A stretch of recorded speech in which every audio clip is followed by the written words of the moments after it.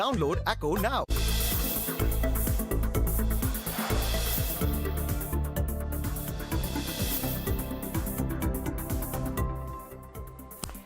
तेजी दहकती हुई individual counters में जहां पर आपने ताबड़तोड़ नतीजे आते हुए देखे हैं। टाटा केमिकल का स्टॉक प्राइस लेके आइए स्क्रीन पर डायरेक्ट साहब, और देखिए क्या शानदार मोमेंटम यहां पर आता हुआ दिख रहा है। फ्रेश रिकॉर्ड हाई आपके सामने 844 रुपए के आसपास लगती हुई दिखी है।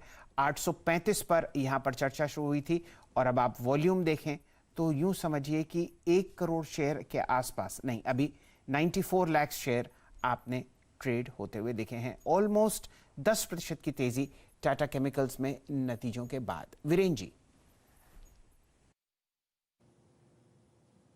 जी हाँ, चलिए शैल जी, अगर आप देखें कुछ ही देर में अगर आप देखें पॉलिसी आएगी, उससे पहले जरा एक बार मेहमानों की राय ले लेते हैं कि क्या क्या वो इस वक्त चेस कर रहे हैं, किन किन स्टॉक्स पे फोकस कर रहे हैं। एक्सिस बैंक डे हाई पे फ्लोट करता हुआ राजेश पालवे जी हमारे साथ हैं, उनसे बातचीत करते हैं, उनके भी ट्रेड्स लेने की कोशिश करते हैं, और साथ ही साथ अगर आप देखें अभी पूरा का पूरा पैनल जुड़ने वाला है हमारे साथ, उनसे बातचीत करेंगे। लेकिन पालवे साहब, अगर पॉलिसी से ठीक पहले इंडिसेस अपने आप को एक रेंज में रखे हुए हैं और ये रेंज हाईएस्ट ट्रैजेक्टरी की है, मतलब 16,300, आप किन दो स्टॉक्स के साथ इस पॉलिसी को प्रोसीड करना चाहेंगे? किन दो स्टॉक्स के साथ आप जाना चाहेंगे?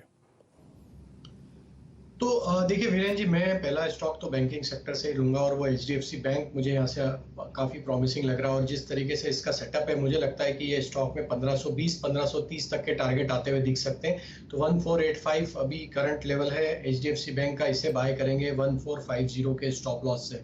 जो दूसरा स्टॉक यहाँ से अट्रैक्टिव लग रहा है वो है बाटा इंडिया का। बाटा इंडिया में देखें तो जिस तरीके से स्टॉक में लास्ट 2 सेशन में 3 सेशन में करेक्शन देखने के बाद अब जो रिवर्सल बना है, हमें लगता है बाटा को यहाँ से बाय करना चाहिए। 1680 के आसपास ट्रेड कर रहा है, 1655 ये स्टॉप लॉस रख के इसको बाय करेंगे। और बाटा में हमें लगता है कि वापस कंटिन्यूटी ऑफ अप ट्रेंड रहेगा। 1710 1720 तक के टारगेट बाटा में आते हुए दिख सकते हैं। फिलहाल आपके सामने बॉम्बे स्टॉक एक्सचेंज पर ग्लेनमार्क लाइफ साइंसेज के प्री ओपन ट्रेड्स आते हुए दिख रहे हैं। 751 रुपए पर यह काउंटर सेटल होता हुआ दिखा है। 720 आप समझिए यहां पर बिकवाली हुई थी आईपीओ में। तो 4% ऊपर, और आस्था जैन जी की राय थी कि ये आपको 10-12% ऊपर लिस्ट होता हुआ दिखेगा, वहां पर मुनाफा वसूली आप कर सकते हैं। फिलहाल 4% की वृद्धि। गाबा साहब से जुड़ते हैं। गाबा साहब, आपकी नजर कहां है क्रेडिट पॉलिसी से पहले? 2 स्टॉक्स पर है।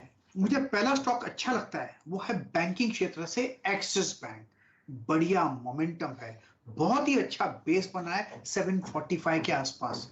मुझे लगता है 765 तक जरूर जाना चाहिए, और एक बार 765 चला गया तो 770 भी पॉसिबल है एक्सिस बैंक पर। और दूसरा है एनर्जी स्पेस से, दूसरा है गैस अथॉरिटी ऑफ इंडिया। यहां पर भी तेजी और बहुत ही बढ़िया रिकॉर्ड मिला है। मुझे लगता है ये 155 तक जाना चाहिए, 1-2 दिन देना चाहिए। स्टॉप होगा 145 146, बस। अच्छी तेजी है और बढ़िया मोमेंटम है इस स्टॉक्स में। चलिए, पालविया साहब की राय हो गई। गैस अथॉरिटी पर चर्चा हो दिख चुकी है। एक्सिस बैंक पर हम लोग व्यूज ले चुके हैं।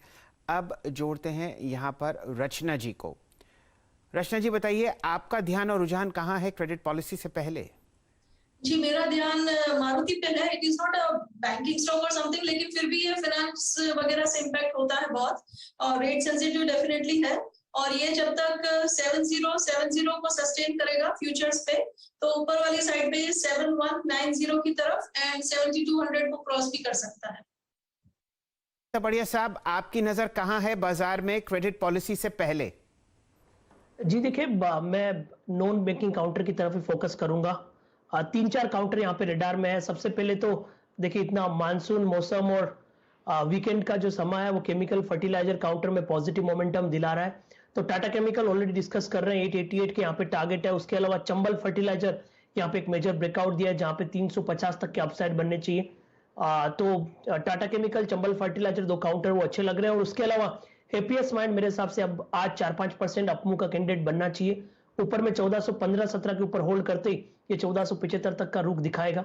तो इस तरह से सेलेक्टिव ट्रेडिंग स्टॉक्स में जाना चाहिए। और पॉलिसी के बाद यदि बैंक निफ्टी अपने आप को 36,000 के ऊपर होल्ड करता है, तो 300 से 400 पॉइंट की short covering rally rule out नहीं की जा सकती।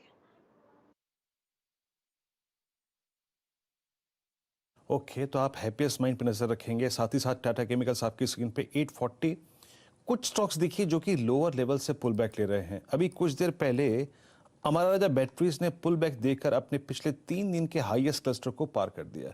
पालवे साहब जरा ध्यान दीजिएगा, मैं पुल बैक ट्रेड्स खोज रहा था, मैं स्ट्रेंथ पे फोकस नहीं कर रहा था। स्ट्रेंथ वाला स्टॉक है आज टाटा केमिकल, अब करीब करीब हो गया 840 का।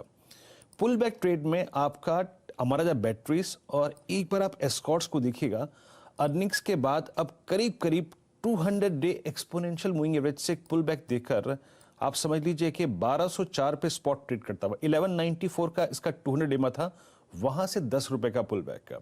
इन दोनों में आप पुल बैक्स को कैसे देखते हैं, और पुल बैक अगर खेलना हो और तो वो कौन सा ज्यादा अच्छा लगता है आपको स्टॉक?